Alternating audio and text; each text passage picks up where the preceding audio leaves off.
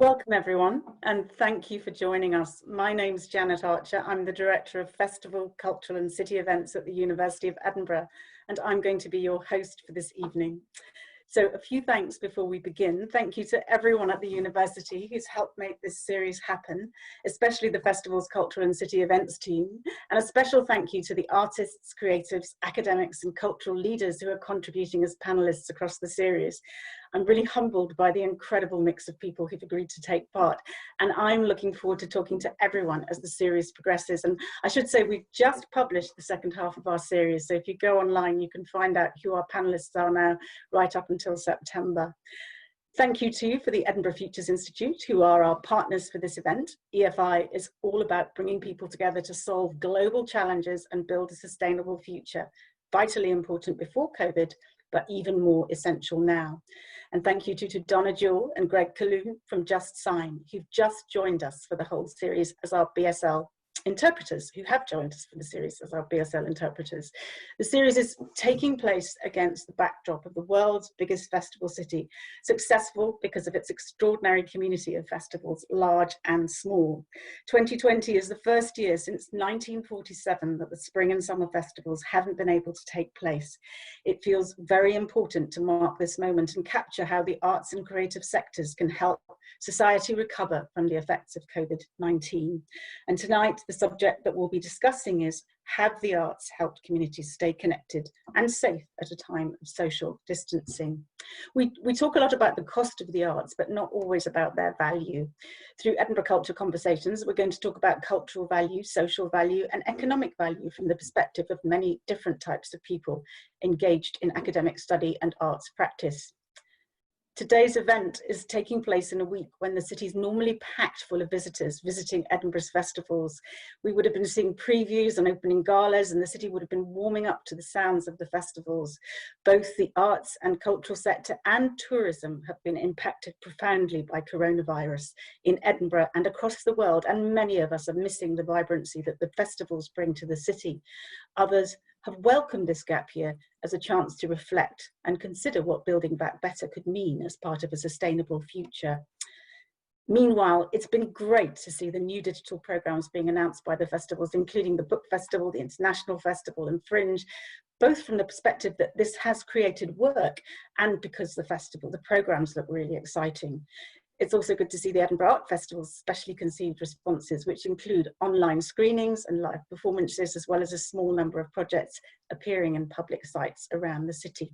So, before we begin, I'd like to ask you to save your questions until halfway through.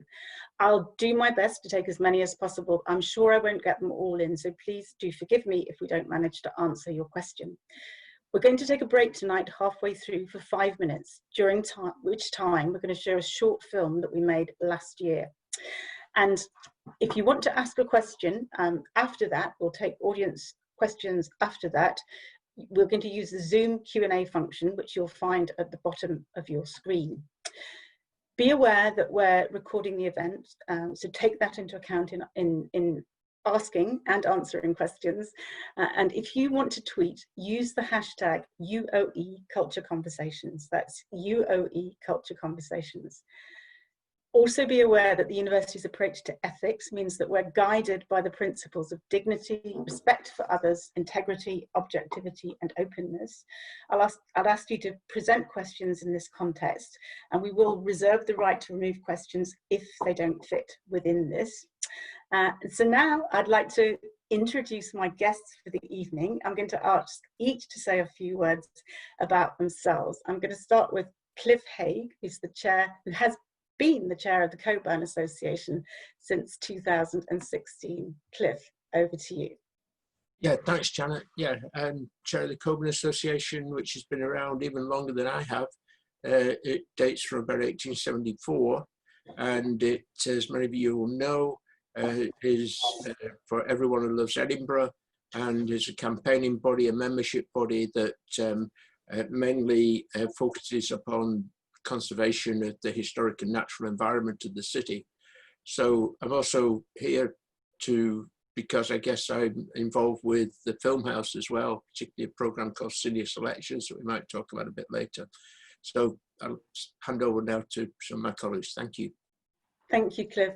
I'm going to move on to Jackie Kay, who's the Chancellor and Writer in Residence at the University of Salford, Scots Makar, and a board member of the Edinburgh International Book Festival. Yeah, hello everybody. Nice to see you all here, and the ones that I can't see, nice to imagine you. This time's all really been about our imagination. We've had to rely on it in a completely unique and very, very different way, and it's taxed all of us, our sense of community and our sense of solidarity, and also our sense of isolation and aloneness. So I've been trying to find a way, because my time as Makar runs out next March. You know, my carriage turns into a pumpkin round about then, and I thought that if I didn't find a way during this particular pandemic of being actively Makar, then quite a large part of my term in office, as my dear old dad called it, would be gone. So I part of this period of time has been a challenge to me of finding ways to still be actively a Makar and still be actively a Chancellor, and I've been really heartened and amazed to see all of the different artists, really the world over, find different ways of doing similar. From what I can see, Jackie, you've been brilliantly active during this time, and we're going to come on to some of the things that you've been doing in a moment. But thank you for your presence. I think you've been a real inspiration to many of us. Thank you. I'm going to move on to Danny Ray, who is the General Manager of Assembly Festival. Danny, welcome. Hi. Assembly Festival should have been presenting our 40th festival this week. So we've been pretty much hunkering down trying to figure out how we get to next year. I've been with Assembly for a year, so this was a great baptism. This would have been my 18th festival, I counted, so quite sad today. I'm also been trying to do that and be a mum and do all the homeschooling and distance learning throughout all of this. So I think some of the things that we've been going through in the last few months, trying to balance it all, trying to still engage with art and engage our children with art, has been really, really important. And yeah, I'm looking forward to a conversation tonight.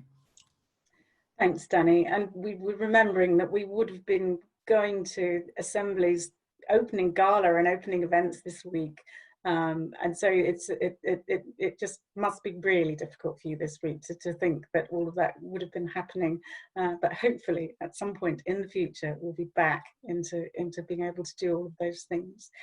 So moving on, would be nice. So moving on to Yandere Vandenberg, who's the Director of ArtLink Edinburgh.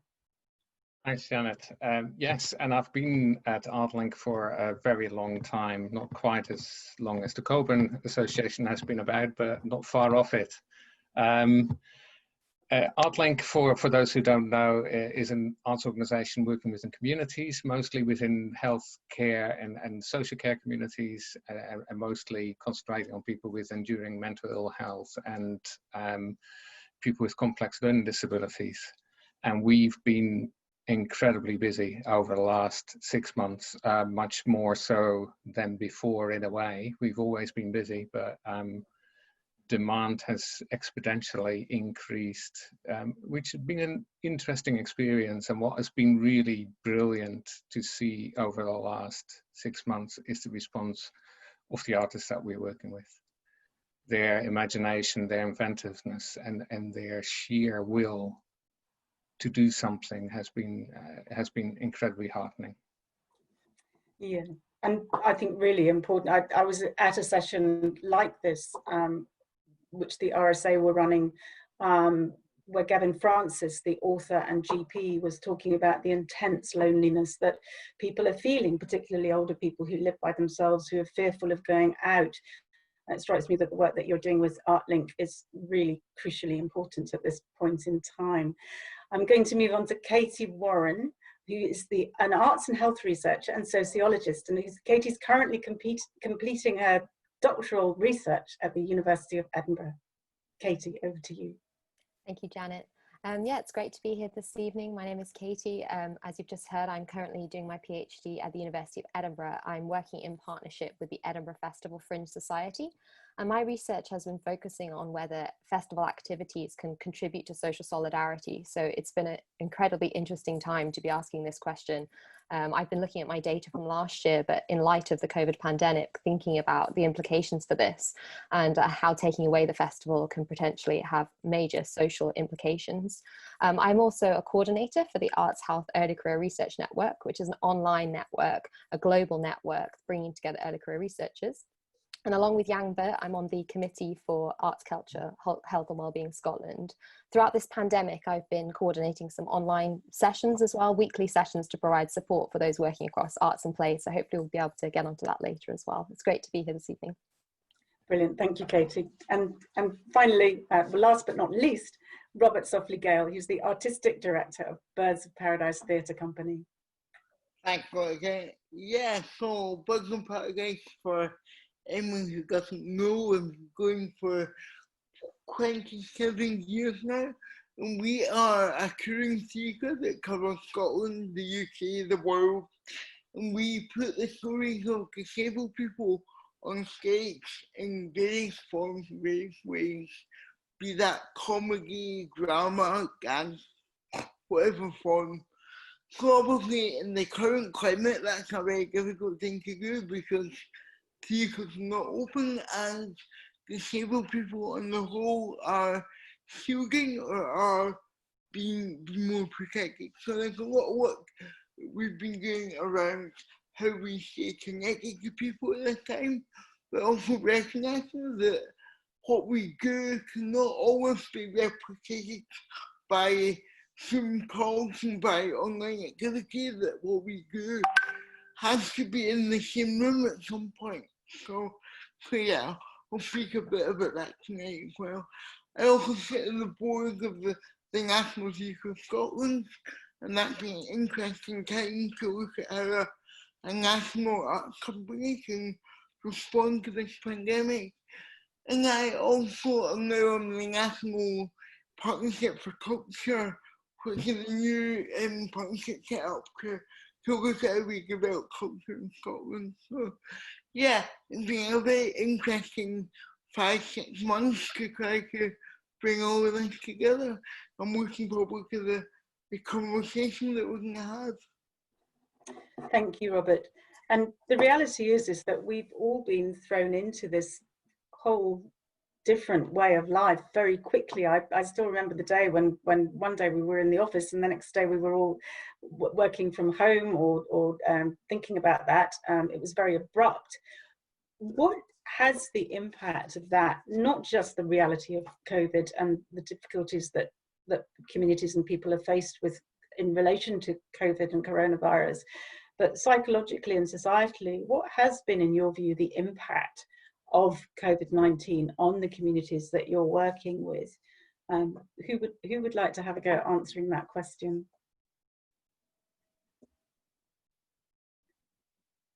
Kathy, okay. Cliff. Yeah. Well, as I said, I've been involved as a volunteer with the senior selections program at the Filmhouse, which has been running around was up to about 3 years until it suddenly had to stop for reasons that we've just been discussing. And so I think the impact has been absolute in terms of that. I mean, quite simply, a network of people that have built up over 2-3 years has just come to a halt largely. In case people don't know, what we basically were doing was showing a film on every second Tuesday afternoon, and then there was tea and biscuits and coffee afterwards. So a key part of it was actually an outreach to people to come along and meet other people, and particularly Janet's mentioned the problems for single older people, and the program's targeted at over 60s. So in many ways I think it was working really well, but it then really came to a halt. The one thing that has continued is a group of us have been doing, again, Zoom type things where about 8 of us watch a film each week and discuss it together. But we were getting 70 people a week, or 70 people each time we put on the show. So that's less than 10% really that we left with.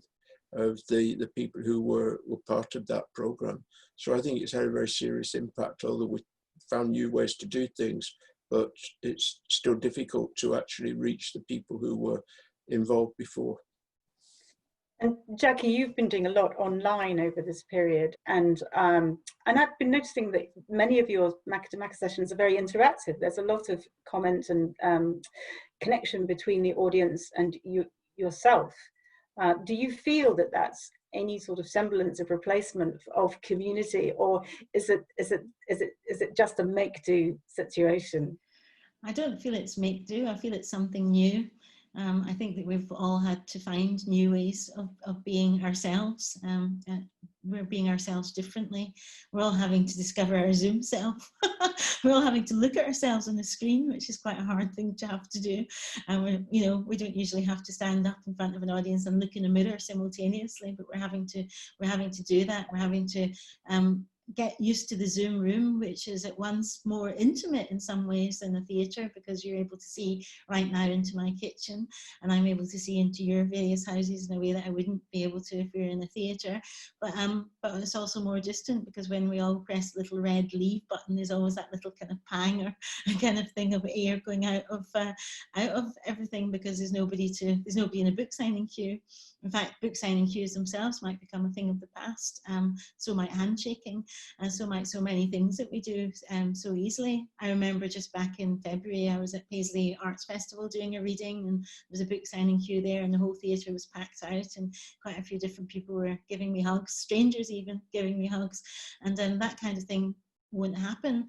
But Makar to Makar, that I kind of invented really because of this period of time. I wanted to find a way of, like I said earlier, being actively Makar, but also I wanted to find a way of passing the baton on within the programme between forms, between poetry and song, and find a way of getting artists paid in these difficult times, because a lot of people that I know just fell through the hoops. They didn't qualify for any of the government schemes. So all of these things seemed important to me, and it's been really extraordinary, the response that we've got. The first couple, we had 3,500 people watching them over the periods of time, so they can watch them at any time just by going onto the National Theatre of Scotland's website or our own www.makartomakar.com, and it's quite nice to let people know, because there's now an archive really of 12 of these programs, and it seemed really important that we have conversation, because one of the things that we're not having necessarily, particularly if we live on our own or just live with one other person,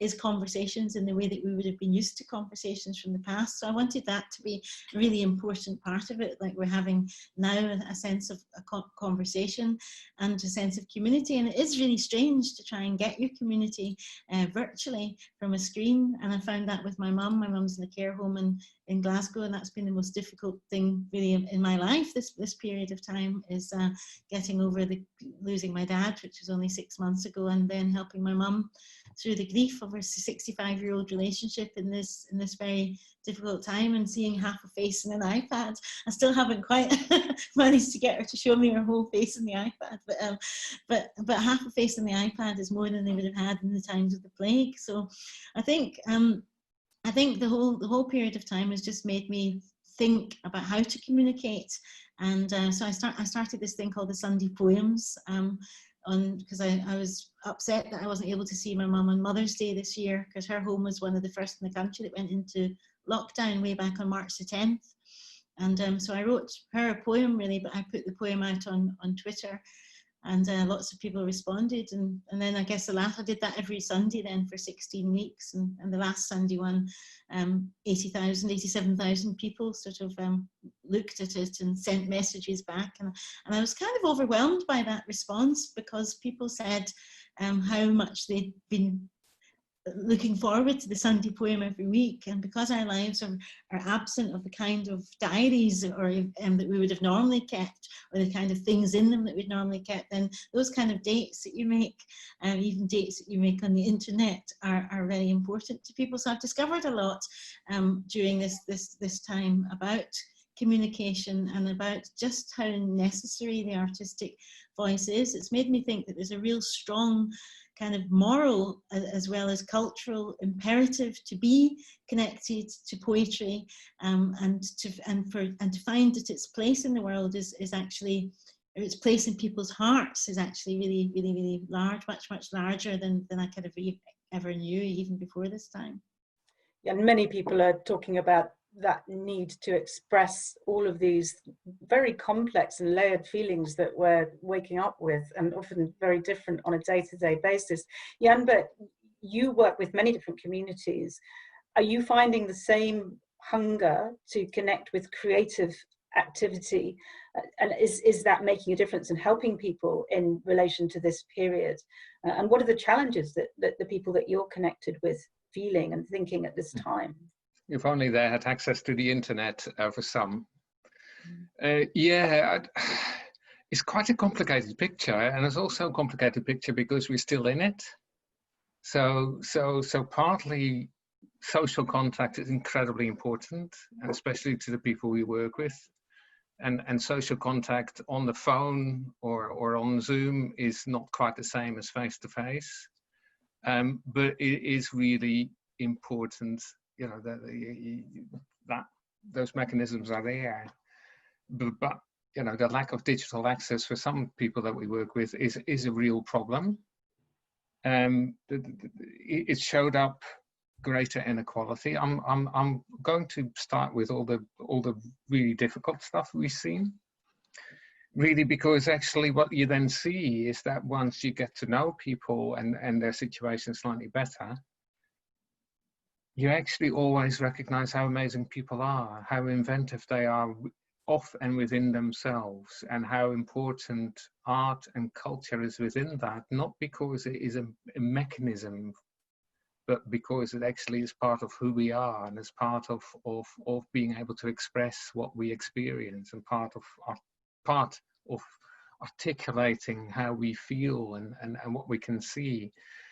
So I think for me, there is something in those amazing responses. There's something about getting a greater insight into people's lives, not only their kitchens or their second bedrooms, as you can see, but actually in terms of who they are. I mean, there's some amazing relationships that are developing through incredibly difficult time, and those amazing relationships mean there's a huge potential often within people, but there always has been and there always is. Whether that's about building back better or any other slogan, I'm not so sure about. But it gives us a whole range of potential to build on, and I hope we will. And I fear, to a certain extent, we won't, because we're already talking about building back better, where we're not even out of whatever we're in. And we're talking about the new, and I'm thinking, or would it be the same old? And I hope it won't be. But there is something about this period of time where I've understood much more, or have a greater insight into people's lives, a greater insight into how we could operate in a much better way, but also the innate potential that people have, and we should never forget that. Thank you. And Robert, I'm going to come to you. So you've said that your community in part relies on the live experience. Have you managed to generate a semblance of connection online? And what are the frustrations that you're feeling at the moment? I mean, yes, we have. We've done what we could with what we had. You know, we've been doing weekly online Zoom sessions. We've been having conversations with people who we would never have had conversations with before. So that's been great. We've been speaking to younger disabled people who we've never come to a theatre workshop in a building before, but we're happy to pop into a Zoom chat and build up a relationship over weeks.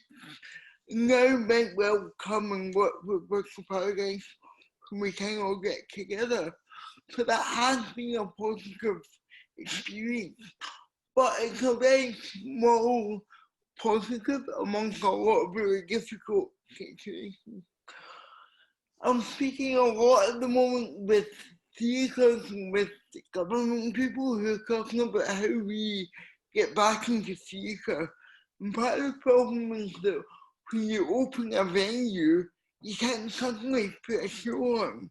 Because shows take months to develop, months more to rehearse, and that all costs a lot of money. And if it might happen or might not happen, that's a lot of risk that someone has to accept that risk.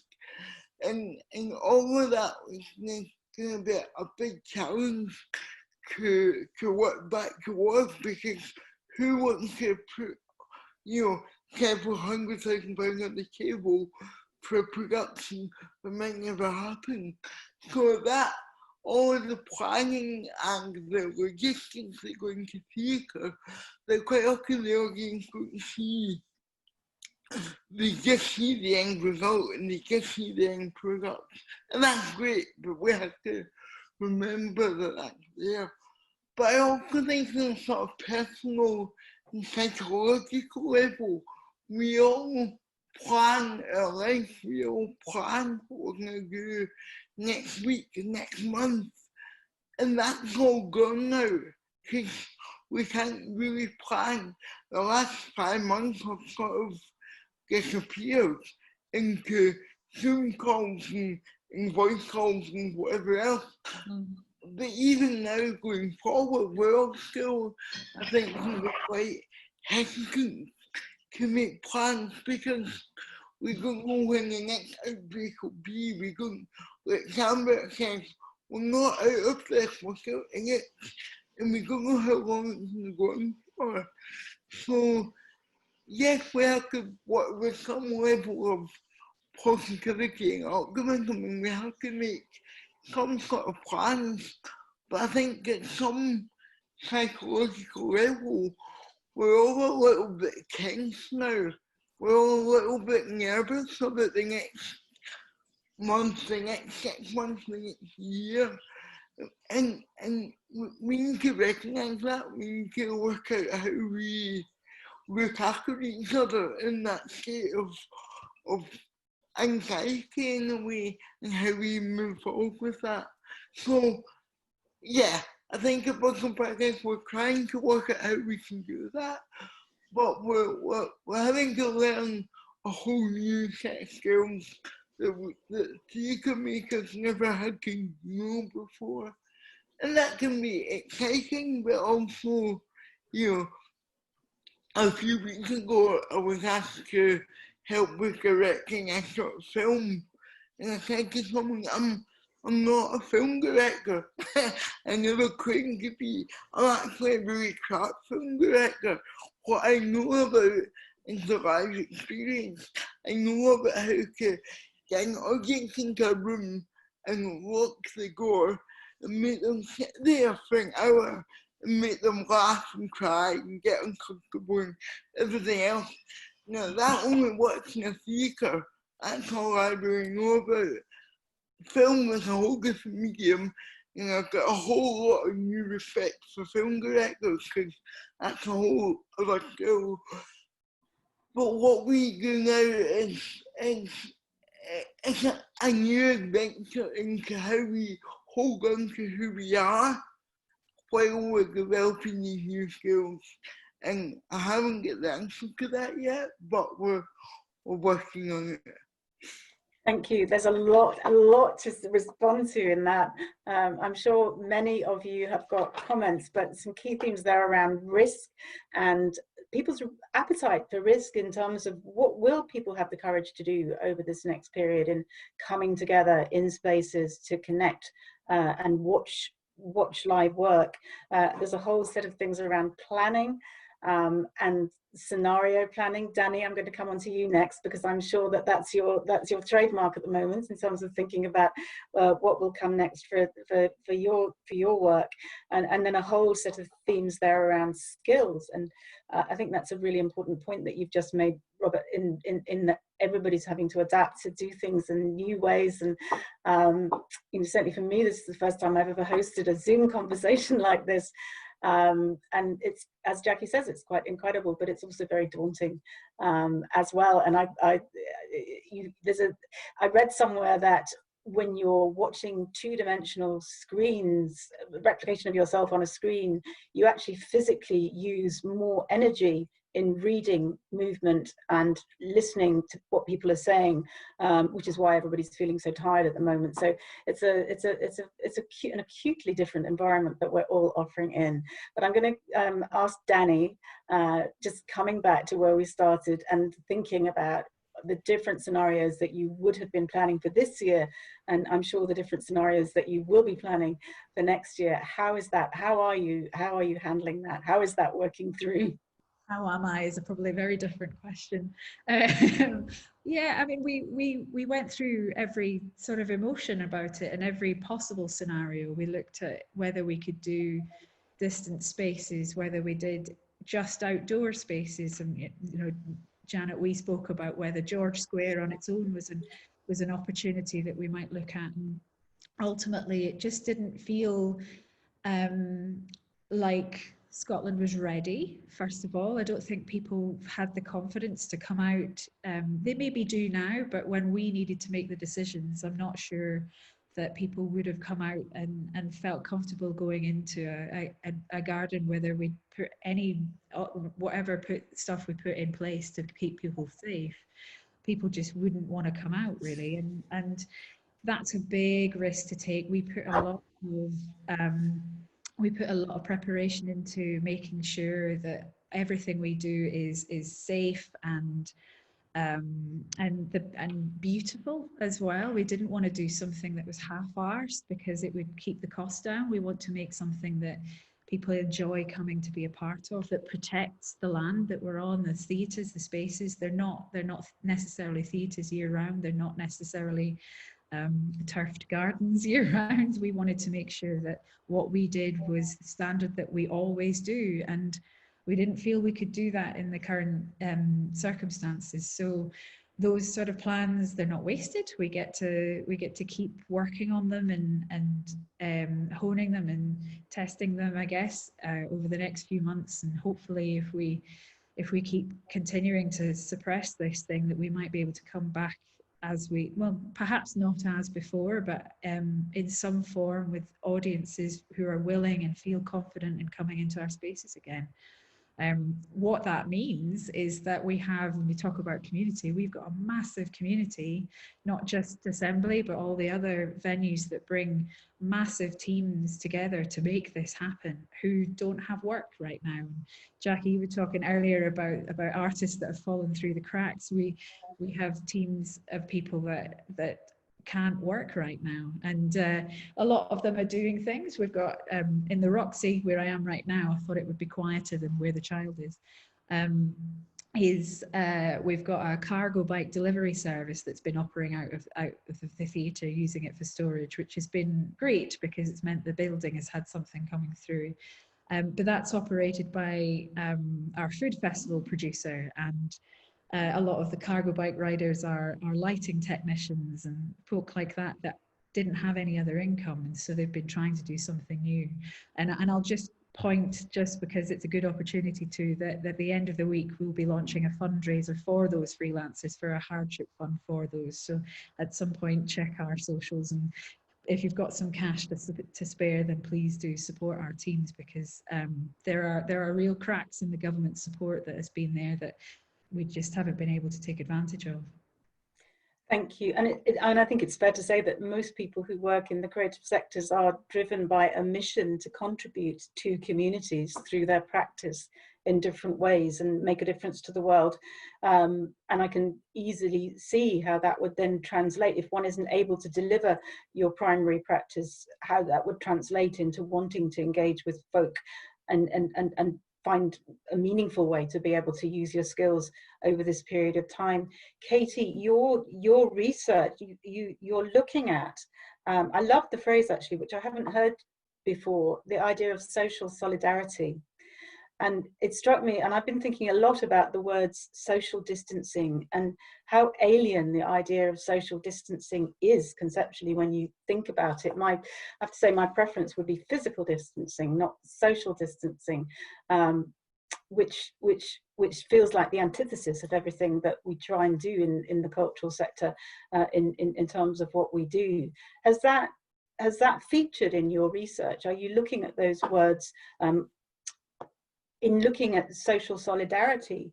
How have you unpicked that, and what's the specificity of what you're looking at in relation to that phrase? Yeah, absolutely. So I am looking at whether festivals are sites for social solidarity. And I guess my argument is that festivals, and in particular the Fringe, is that they absolutely are a place where people come together, they feel a sense of collective action, they feel a shared community of interests, and they feel a part of something. And I've been working with a number of groups, 18 different groups. So I've been looking at the group level. And what I found is that what's been incredibly important to bring people together and have a sense of social cohesion is the social aspects of the festival. So the festival is not just about engagement with an art object, it's a lot more than that. And actually our experience of the festival begin many months before it even begins, and potentially years if it's a company that's been in years planning for a particular production. And what that means is that the excitement for the festival happening many months before is priming them for their experience, getting excited about what they'll do whilst they're in Edinburgh, thinking about where they're going to stay whilst they're in Edinburgh. And that brings people ultimately closer together. Sometimes this brings challenges, of course, and I know that challenges are often a hot topic for festivals, and there can be inequalities in relation to these experiences. But often overcoming these challenges brings people closer together, and it provides this sense of in it together. So going through something together and overcoming that challenge and bringing people a sense of social cohesion. So what I've been thinking of is what happens when we remove these kinds of experiences. We remove the liveness, which we've talked about today, which Robert was talking about, and we remove this site where we have these important and valuable artistic experiences with others, and can we translate that online? And I guess my view is that although we can put an artistic experience online, art is not just about the art object, it's about everything else as well. It's about the social experiences that we have with others. It's about the place in which we have those experiences. And it's not a replacement. It does something else, and it can provide some level of meaning, which Jackie was mentioning earlier as well. I think it can provide a sense of community and consistency. And within the groups that I've been running, co-running with my colleague Laura, Arts, Play, Health, we've heard a lot of people say what you were talking about, Jackie, about actually really finding value and coming into this online space each week. But ultimately, it's quite similar each time. Sometimes it can be difficult to get eye contact going. Sometimes synchronization is difficult, the connection is difficult. And what we lose is that emotional connection of the space and the place. If you think about being in Edinburgh during the summer, we feel these emotional vibrations that unite us with those around us. And I think it's incredibly difficult and challenging to replace that with an online space. And I think that there's an importance in the repetition and the ritualistic aspect of the festival as well. We look forward to that each summer, each year, and to take that away obviously has enormous social implications. It removes a level of meaning, and again, that level of liveness. I feel that it's not a coincidence that we search for live online experiences. There's something added to that. I myself, looking for an online arts experience, like a poetry session or something like that, which you can be a part of and you can co-create those experiences with others. And that when something is recorded, it doesn't feel quite the same. And that, to me, is us searching for what we find in the offline space, this idea of feeling a part of a collective experience, which festivals provide us with. So yeah, it's incredibly challenging times. I think we've lost incredibly important emotional connective experiences which we get through arts festivals and through other arts experiences. And I'll be interested to see how this pans out during this social distancing time, where we actually have to be at a distance to the very thing that provides us with incredible value. Thank you, Katie. And I suppose some people would ask the question, whose collective experience is it? Cliff, I'm going to come to you. And clearly there are many in the city who feel that perhaps that collective social solidarity doesn't necessarily offer genuine social exchange for citizens in the city in as meaningful way as perhaps festivals once did and might in the future. what do you think we should be doing right now in relation to considering all of these questions, in order that we can begin to look at how to move on and move forwards and evolve over the next 70 years in the way that we have over the past 70 years? Okay, thanks.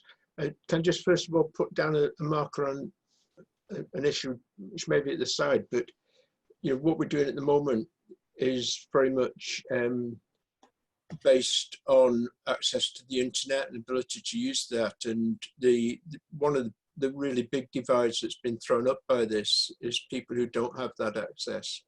And I think, a lot of great things have been done trying to fill the gap, but that actually probably widens the inequalities between people who, like ourselves, can tune into this and other people who can't. So just put that on one side.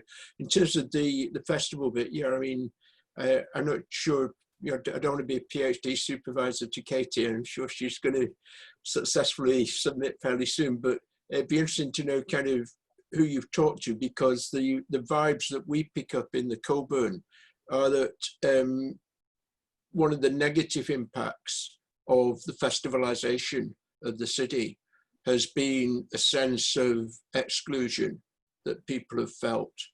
And sometimes this cascades through other factors that are not directly generated by the artistic community themselves. The most obvious example perhaps being the loss of affordable housing to Airbnb, which is not a direct cause from having festivals, but clearly having festivals has helped drive that transformation.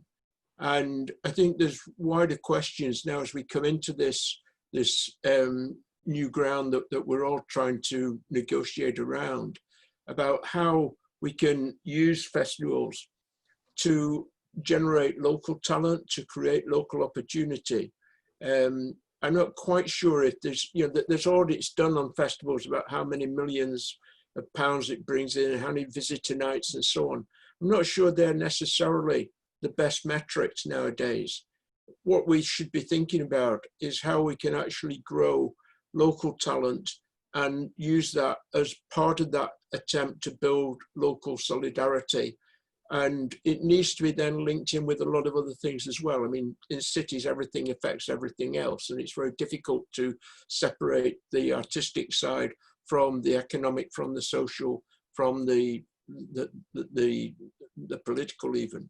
But our argument is really that this hiatus that we're forced into creates a necessary opportunity to actually think what we offer through festivals and what we're trying to achieve through them, and what measure of congruence there is between what is presented and what's in the city. The city itself is part of that festival experience, as Katie, I think, just said. But what we've seen is a sort of conversion of an authentic Edinburgh into an ersatz type of city during the peak periods, and significant, it seems to us, leakage of revenues out of the city during that period. So although you get the headline figure for how much economic activity is brought in, what that doesn't really say is what's staying locally and what is generated out of that in terms of reproduction and regeneration of cultural capacity within the city. Thank you, and that leads me on beautifully to telling everybody about our session next week, which is looking at exactly that triple bottom line approach to measuring value, as opposed to just looking at the economic lens. And we've got a terrific mix of panelists who are going to be with us. So Joanna Baker, Simon Brault. Joanna Baker is also on the National Partnership for Culture advisory group to Scottish Ministers. Simon Brault, who's the Chief Executive of the Canada Council, and he's the chair of IFICA, which is the International Federation of Arts and Culture Councils. Professor Giorgio Fazio, who's an economist who sits on the Creative Industries Policy Evidence Centre steering group. Clive Gilman, who's the Director of Creative Industries at Creative Scotland. Professor Candice Jones, who's the Chair of Global Creative Enterprise at the University of Edinburgh. And Sharon Watson, who's the Chief Executive and Principal of the Northern School of Contemporary Dance. So that's next week's panel, looking at exactly that point. How do we measure value? So maybe some of your points will be answered there. We're going to move on very shortly to taking a 5-minute break and showing you a film of festival activity in full flow from last year. But before I do that, I'm going to take a final point from Jan-Bert Vandenberg. Jan-Bert, you've got your hand up. Yes, I had my hand up for ages. Oh, it's just it really there's an opportunity here, and there always is. And the opportunity for me is to think about people that we are in touch with, who are still being shielded or who are still needing to be physically distanced in quite a major way from others. And here we all are, we all creative minds, we all have skills to bring and to offer. And there's something in this past 4 or 5 months that I've learned is that collaboration is incredibly important in this.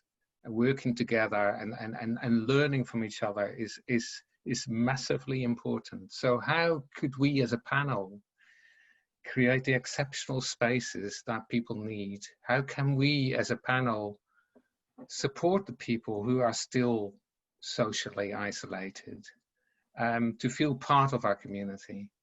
And are those physical spaces or are those virtual spaces? And I think they're physical spaces, and I think they most probably are people's gardens. They are beautiful spaces that we find around us, but they are also us. They are what we bring to that, and they are the inspirations that we give to others. Thank you, Jan-Bert. And so on that note, we're going to move to watching our film. We're going to come back and take questions starting to come through now from the audience. I'd like to really unpick that question of language. Are we using the right language to be helpful to progress and thinking about what we might be able to do in the future? I'd like to look at that question of risk in terms of when will people be ready to come back and enjoy performances and gather socially together, and then back to value. So let's press the button and see whether the film works. Fingers crossed, everybody. And we'll be back in 5 minutes for the second part of our conversation. Thank you.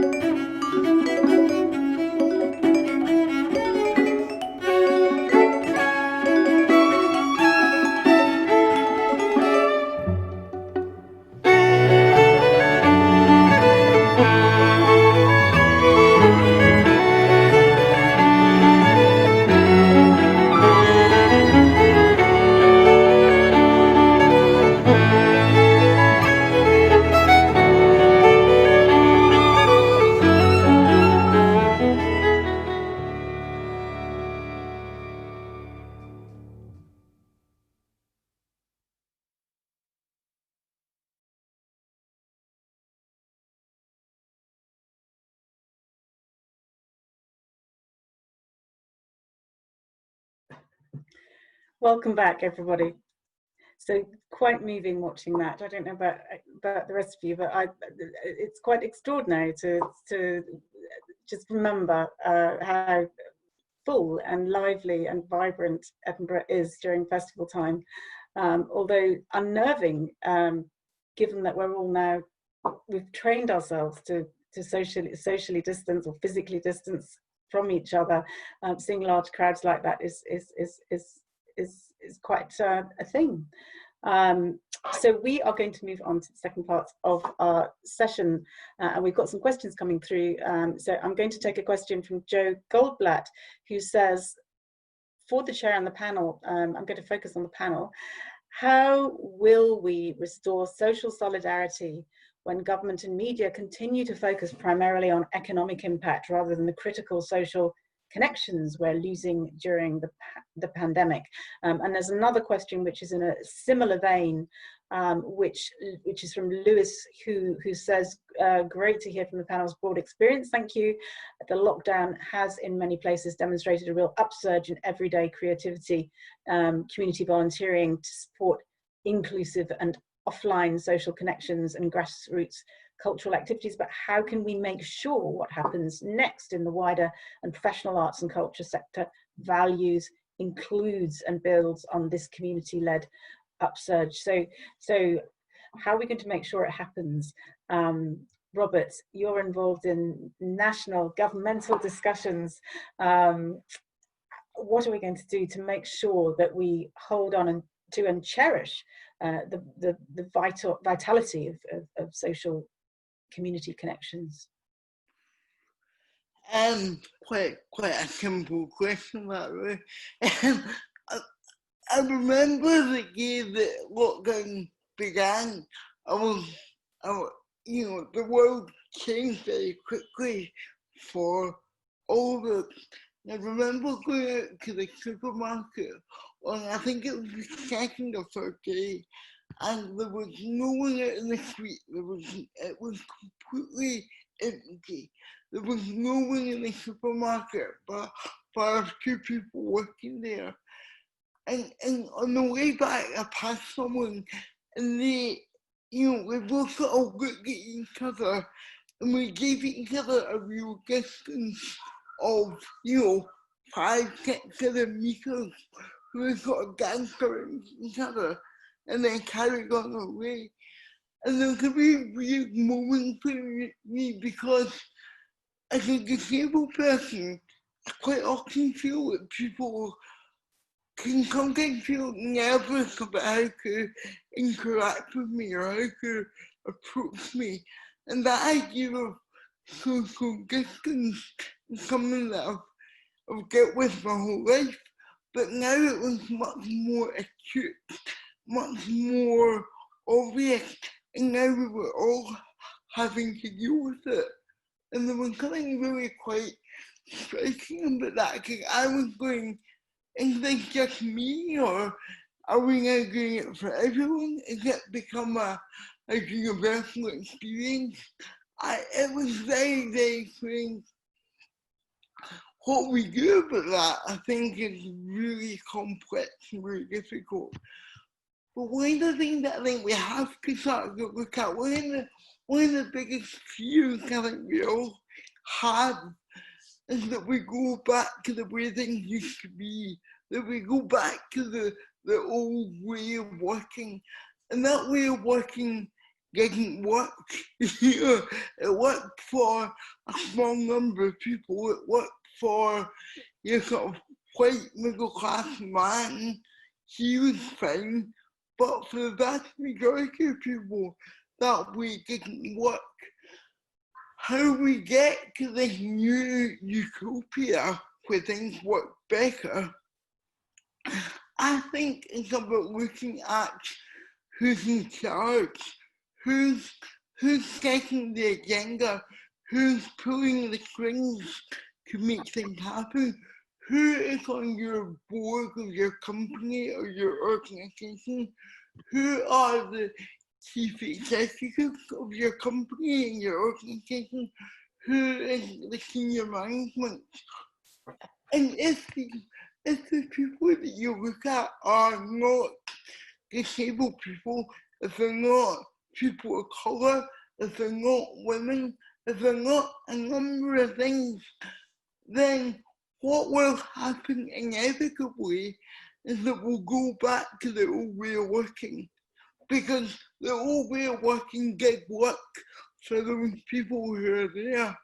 So the only way that we can really systematically change how we work is by looking at the governance of our organisations, looking at the people who have the power within our companies, and making sure they are different people. You know, people will always do what's, well, in a way, what's in their self-interest. They'll always promote their self-interest. And the only way to change that is to change who they are. And that might sound a bit radical and a bit like we need to burn down the house, but maybe that's not a bad thing. I don't know. So what I'm hearing is it's about people. I suppose I would ask the question, are the systems the right systems, which is a thread that's starting to emerge through all of our conversations? Do we need systemic change, or is it just about the right people being in the right places in the system in order to be able to drive new ways of doing things? The thing I would think that the systems are built by people, and the systems are built by people in ways that work for them. So if we reinvent new systems, but we have the same people, eventually we'll go back to the old way of working, because those people will go back to their default ways of operation. So yes, we need systemic change, absolutely, but that will only come after we change who they are, because the people will drive how they work. Yeah, I think so. The people need to change first, and then the system can follow. Okay, and I'm going to come on to the audience questions in a moment, but before I do that, Jackie, I just want to come to you on the question about language. How much does language matter? We've talked about, I think our eyebrows have raised at the slogan of Build Back Better. I've raised the point of social distancing being alien in terms of everything I've certainly tried to do myself in terms of bringing communities together, and many others besides. How much does language matter to how we change and open the door to new opportunities, in your view? You just need to put your mic on. Can you hear me now? Perfect. That's good, yeah. There's often I'd like to mute myself, actually. Many's a day when I'd like to mute myself. It's quite great being given the power to do so on Zoom, but perhaps not right at this moment. But yes, I think language matters massively. It feels that they started off with completely the wrong expression, social distancing, and it sent out completely the wrong message to people. And actually what you found is the exact opposite in some cases, and in lots of cases, lots of what we've been talking about has been the opposite of social distancing. People have been finding new ways to social network socially, and it's true that a lot of that has depended completely on the internet, but on the other hand, there's been people that are in island communities or rural communities that wouldn't have easily been able to get to the events, say in Edinburgh and Glastonbury and all over the place, that wouldn't have even been able to afford the ticket, that have had access to the National Theatre showing their plays, or the NTS online festival, or will have access to Edinburgh International Book Festival's events that are coming up this year. And there's been all sorts of different ways that people have found of trying to be inclusive and trying to be social and socially aware. But it's true that all really completely depends on technology. And I think that therefore what we need to do is a massive plan. Like, I wanted to start this plan of getting iPads into care homes, for instance, and into prisons and into places where people don't have individual, they could spend, you know, not actually a huge amount of money it wouldn't cost to actually try and get lots and lots of people that don't have access to share iPads, and to be able to train them up to be tech savvy. I mean, I remember my dad saying to me, age 92, Christ, if I'd known the internet was going to take on like this, I'd have learned how to use a computer. And I think lots of older people and lots of people that have been excluded from the internet feel exactly like that. So we really need to do something with the older population and how to get them tech savvy. And that's a kind of a massive thing that we need to address now, because this way of doing things might be around to stay for much longer. So we then have to look at the people that are being excluded and why, and what we can do to correct it. And that could mean, like I was thinking of doing something like poetry on wheels. You know, they used to have the Meals on Wheels service, but so the people that go into care for, that are the people that are shielding, for instance, all have carers that go in usually, or often look after them. They have somebody in their life. Well, that person could come into the house and read a poem. There would be a poem that week, you know, the Monday poem, the Tuesday poem, and everybody up and down the country a carer could go in and read the poems. I think it's a case of trying to find different inventive ways of getting people to be included in the arts, because you know, the idea, like Robert was saying, of getting people back into theatres in the way that we knew it, and like Danny was saying, is still going to be some time off.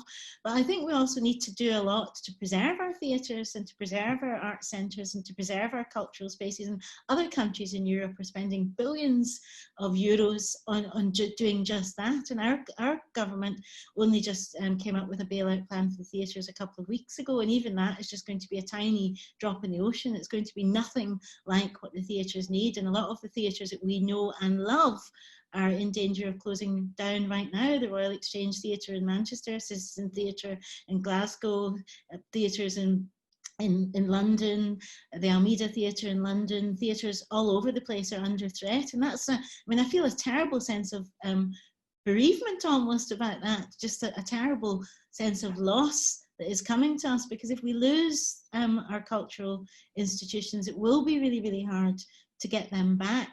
And so, yeah, I think that we need to think about cultural, the opposite of social distancing. We need a new phrase for defending and fighting and resisting and changing our art system so as it's open, accessible, and going forward is different and has different incentives.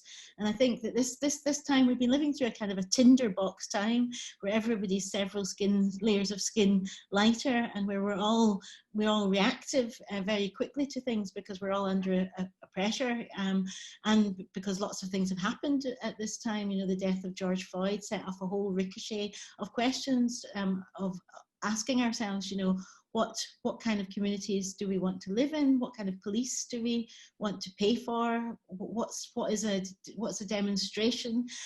What's a good way to demonstrate? What's a good way to make our voices heard? And this particular time that we've lived through has actually made different voices heard that we haven't heard from before, and we need to find a way of hearing these voices. I mean, I've heard all sorts of people get in touch with me from all over different islands that will be loving Makar to Makar that wouldn't have been able to get to Makar to Makar had I put it on in different theatres.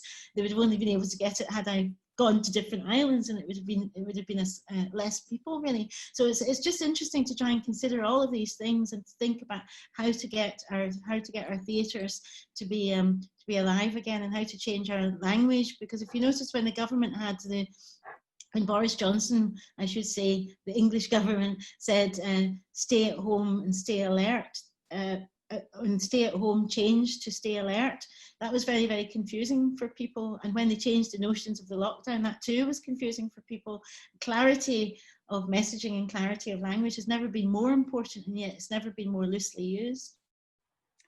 Indeed, and again, lots of points I could pick up on there, Jackie. I suppose your point about the theatres really does need a line drawn underneath it, not least because the investment in theatres through lottery has effectively come from people and communities, which has been profound and wide-ranging and vast over decades. The idea that our theatres will close after all of that that development and maturation is a really hard one to digest. I'm going to move on to Danny, who's got her hand, or had her hand up. I think you want to build on that point. Oh, I was just pointing to the Roxy as another theatre institution that is struggling at the moment, and we will have to look to the Venue Relief Fund for support to try and keep this beautiful building going. This is the first time I've been in 4 months, and it's been quite a lovely thing to be here today and walk around the spaces and think about how we might make people feel comfortable about coming in again when we are able to open, and we might do some things that are behind closed doors to kind of test those out. And it's been almost a comfort to be back in the building, and I think that's one of the things that our institutions are really suffering, and other theatres are suffering, is that it's hard to go and walk about the space, and it's hard to be sat in your living room and think about this beautiful space and how we might adapt it to be able to survive and allow people to enjoy it. And coming into the building today has been really fascinating, just with a new head on, with a new world head on, of going, okay, well, how do we allow people to come through that door? How do we get them to go to the toilet? Do we shut this one? Do we, all the practicals around that? And I think there is, again, in that thing about welcoming people who might not come or might not have been before. And Robert, when you had your show in the Roxy, you guys did a brilliant video of the journey to the Roxy. And that's something that I want to do for all our spaces, because I think it's something that, particularly when we do open up again and we are allowed to welcome folk in, people are going to need that confidence. And that's something that's really, going back to your saying that we do that on an ad hoc basis when people really, we're doing it for disabled communities, or we're doing it for those that ask for it. Actually, more people asking for it's going to benefit everybody. And that's something that is really positive to come out of this. And I'm looking forward to trying to find ways around that challenge and see if we can open and stay open and welcome more people. Or again, as Cliff is saying, maybe not new people, but people again, so that it's not. A friend of mine at the Fringe Society likes to use the phrase, one more ticket, not two more feet. And I think that's something we can do a lot more of. Thank you. And fortuitously, you're all starting to answer the questions without me asking them that are coming through from the audience. But before I feature them, there is a point that has come through, just to say that there's an amazing Scottish Government programme called Connecting Scotland, which is aiming to connect the unconnected digitally. I've just Googled it, and it is all about supporting the most vulnerable online. So if anybody's interested in that, they can find the webpage, which is called Connecting Scotland, and you can find information about how organisations can support, and you can get advice on that subject. So worth a look if you're concerned about not being able to access online activity. Actually, Jackie, I did wonder, how did you manage to persuade your mom to use an iPad? Well, I got her one myself and had to get my brother to come down, pick it up, and I loaded the iPad with all the information that she'd need. And then I told the carers how to access it. So every time that I speak to my mum, it requires a carer to open it up and press it. She's not au fait enough with the iPad to check her emails or to FaceTime or to do any of these things. But once somebody set it up for her, she can then have the conversation. So yeah, that's what happened. But as I did that, I kind of I bought an iPad for one of the singers that appears also on Makar to Makar, because she didn't have an internet connection, and she's a wonderful singer, and I wanted her to be on it. And then as I bought 2 iPads, I suddenly thought, actually, I was lucky I could buy 2 iPads, but I just thought, actually, if there was somebody in the government that was doing this and also training people simple steps or using an intermediary then a lot of different people could have access that's not available. But also, of course, it depends on the internet and the connection and all of that accessibility. And then every time if you're talking about a care home or a prison, you've also then got to get through to somebody by phone who'll then set up, and it's not an easy procedure. So it just made me think that for people that are tech savvy and have the money available to have an iPad and access. It's a whole different ballgame, this experience of being isolated, very, very different to is if you don't have access, because so many of the inventive ways that we've created really to respond to the crisis has been all available through the internet, from concerts, from singing to, and even the ones that have been put together and edited beforehand, which I agree. Somebody was, I think it was Danny that was saying earlier, they feel kind of, you feel flat because you want something live. You want the live experience, because a lot of these pre-edited events feel like dead on arrival, because what we really, really crave is the idea that somebody is doing something at the same simultaneous moment as ourselves. And that's because so much loneliness really has come in with the lockdown, under the door and in through the letterbox and seeping in through the walls of the houses. There it is, this thing that people are living with all the time, almost a palpable thing, and it's called loneliness. Yeah, indeed. And one of the reasons why we're longing for coming back into cultural events, I think, is because of that, and community events. Two questions coming through in a similar on a similar track. So one's from Deirdre Hedden. What will, and this is to all of the panelists, what would you do differently as a result of COVID that might have positive future impact? So clearly, Jackie, you've referenced some positive things that we could do differently in terms of enabling connectivity. But then what should we let go of, challenge in the old norm, in order to drive better futures? And the next question is, taking a breath, what's the change that everyone on the panel will need to adapt to next, starting tomorrow? So what are those things that we've perhaps been putting to one side because they're so awesomely challenging that perhaps we don't want to face up to them? Are there things in your minds that we will need to now start to think about as we work through this period in time? Janbert, I'm going to ask you that question first and then move around the room. Oh, thanks. It's quite tricky. I suppose by not answering the question, I might do you a favour. I suppose it's something about collaboration, about solidarity, about working together better, that actually we are all quite bad at. We'd like to talk about it, but actually doing it is much more difficult.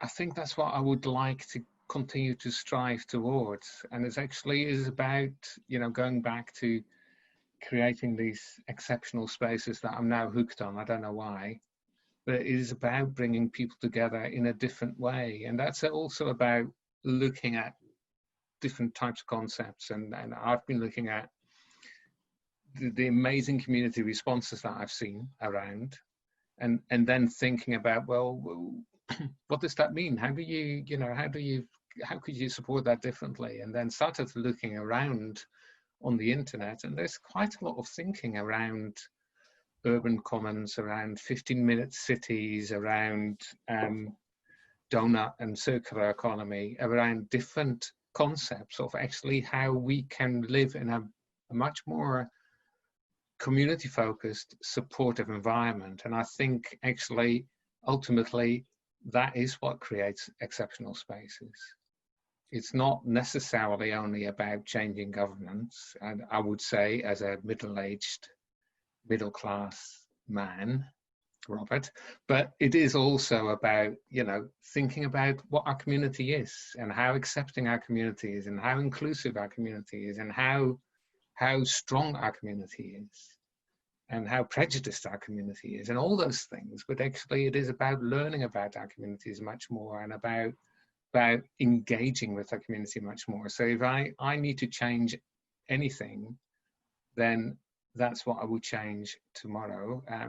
I've been working at it already, but I'll do some more, which is continue to engage with other communities, but also with other makers, with other producers, because actually together we can find much better solutions, and there's far greater potential than we can ever think of on our own. And I used to be an artist a long time ago, and I know how difficult it is to sit in your room trying to think up something really creative, and then you talk to someone and all of a sudden they give you the idea that sparks something for you. So it is always about being with others one way or another. Thank you. And Cliff, do you have a response to that question, or two questions? Yeah, I just first of all like to agree with you about the social distancing language, which I think is a total nonsense. You know, talking about spatial distancing, and we have other words like social inclusion and social cohesion, which it seems to be placed in competition with. I also think, you know, a key thing in all of this is to accept that issues of safety are going to be there long term. I think even when people come out of this, there's no guarantee that 2-3 years down the line we won't be seeing CV22 or CV23 or whatever it might be. So we really need to commit to try to create good connectivity between people and places and safe spaces within buildings. And that's really going to mean quite a radical rethink, I think, about the way that we've viewed them. And it needs to be done within the context of a Green New Deal and a conservation ethos. So issues like ventilation will need to be addressed within performance areas to make sure that's right. We need to think about how we can effectively use outdoor spaces while also protecting and respecting the natural ecology and the natural environment around that. And I think in some of the things can be done just by changing some procedures. I mean, going back where I started with the senior selections, you know, one problem we have is that those of us who are volunteers do not have each other's email or phone numbers. And nobody had them. Or if they did, the GDPR, the data protection, prevents them being passed on to us. So we know there are people out there who are isolated and by themselves who are coming regularly to this program, but we don't know how we can get in touch with them. And if we could make an attempt to be inclusive. Finally, I think in terms of trying to do things differently and trying to change mindsets, we've got a couple of brilliant examples, I think, in Edinburgh. I mean, going back a long time ago, one was Helen Crummy, and who, you know, pioneered the idea of community arts in Craigmillar. And there's a lot to be learned from that experience. And I think the other one we've got is Doors Open Day that the Cockburn runs. You know, if you think about that, that's essentially a local event. It's volunteer-led. It's putting people into different places in the city. It's very family-oriented. It's very inclusive.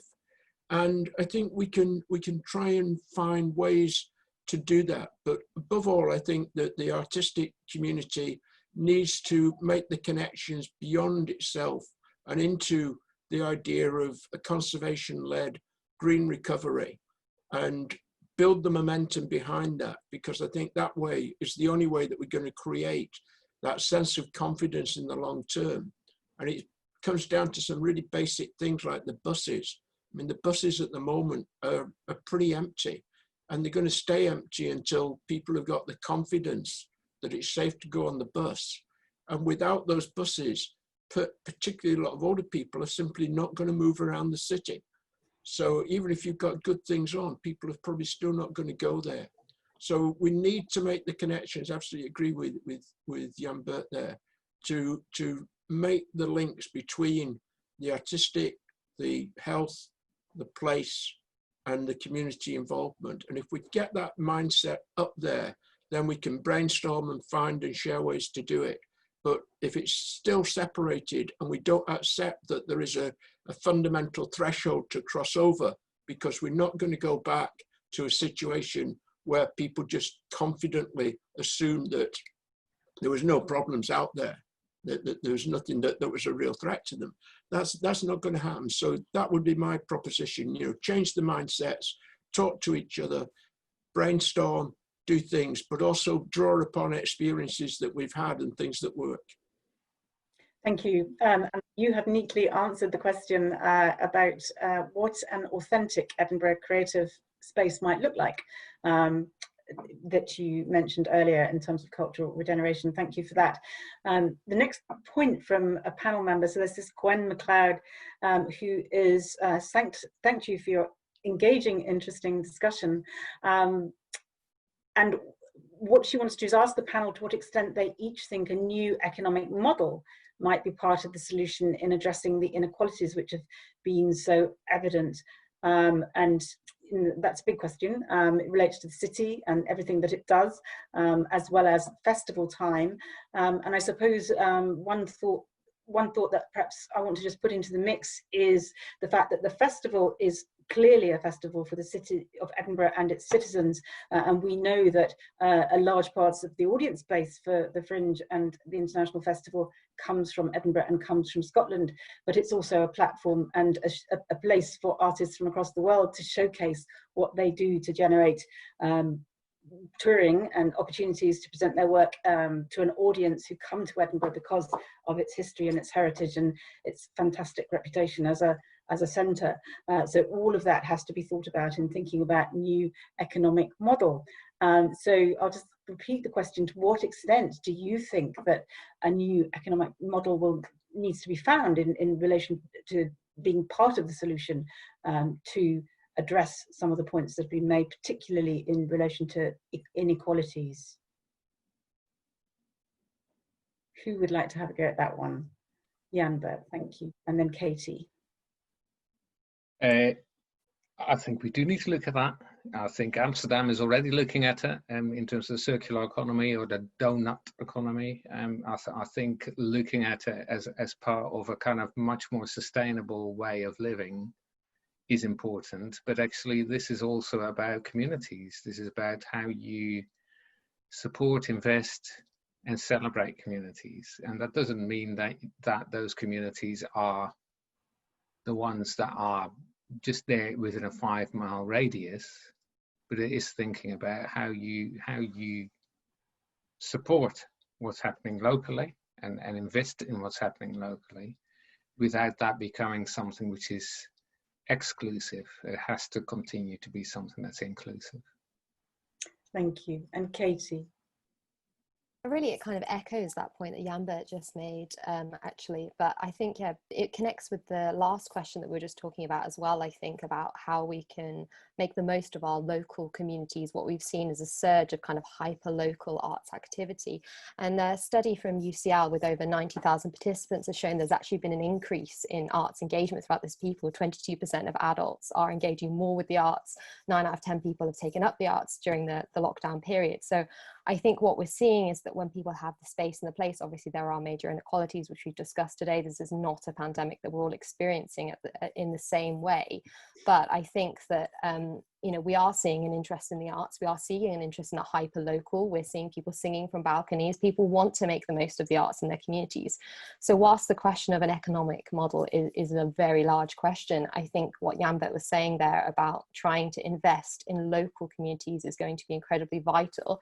And before the pandemic, there was a lot of research and interest in social prescribing, which I'm sure many people in this room have heard about, and trying to invest in directing people to arts, social, cultural and community assets to try and support health and to kind of see social and community assets as tangible to our health. And this pandemic, I think, is going to need those assets now more than ever, because the health services are simply not going to be able to cope with the repercussions of this on mental health and on social implications. So yeah, just really echoing that point about the local community is going to be essential in how we move forward, but how we do that and the economic model is obviously a huge challenge, in how we can ensure that we reduce inequalities to many people who haven't had access to online resources and to resources in the local community is a huge question. Thank you. And there's a specific question here for you from Joe Goldblatt, who says the Scottish anthropologist Victor Turner defined communities as referring either to an unstructured community in which people are equal or to the very spirit of community. It also has special significance as a loan word in cultural anthropology and social scientists. Do you believe that social solidarity shall lead the local residents to appreciate and enjoy the same communitas that the festival stakeholders embrace? It's a very big question. Lots of very big question, lots of words. I'm just going to read it through again.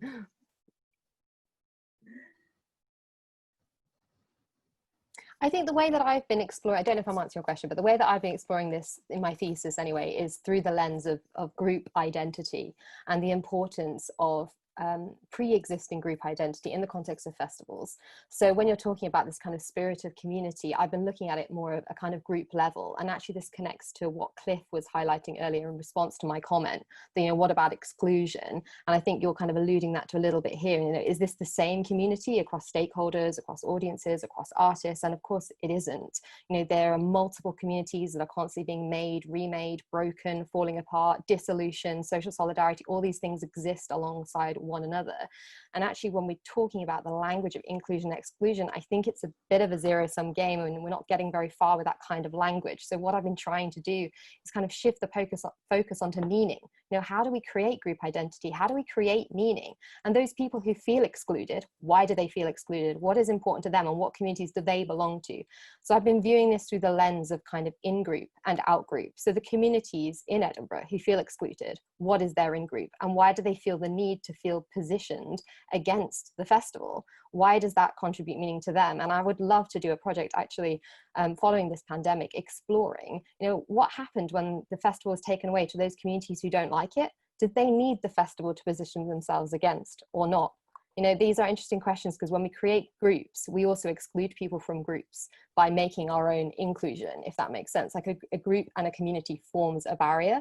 So I'm not sure if that completely answers your question, which is a very interesting one. I'll obviously think over it a lot more, but I hope that in some way tells you how I'm viewing it.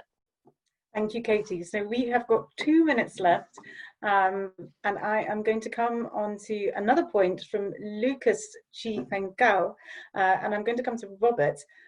So Lucas has referenced the article that was published in the Skinny about building a better future in Edinburgh post-COVID, and she mentioned the current ecology of the cultural sector in the city as being too top-heavy for far too long, with risk of alienating local audiences, plus the loss of local grassroots art as creative space, and asks about the importance of grassroots and community-led work as a way forward. And do you have any thoughts on this? So this is from Lucas, who I think said she, I think is a he. Robert. Yeah, I think I worry quite a lot that in the time when there's a lot of money being sought for recovery, and inevitably that brings about a lot of people saying, well, what about the venue, what about the grassroots, what about the freelance artists, what about X, Y, and Z? And the thing that strikes me hardest is that the ecology of the arts is exactly that. It's an ecology. It requires all of these things to make it work. You know, I started in local community theatre at a very small club in the west coast of Scotland.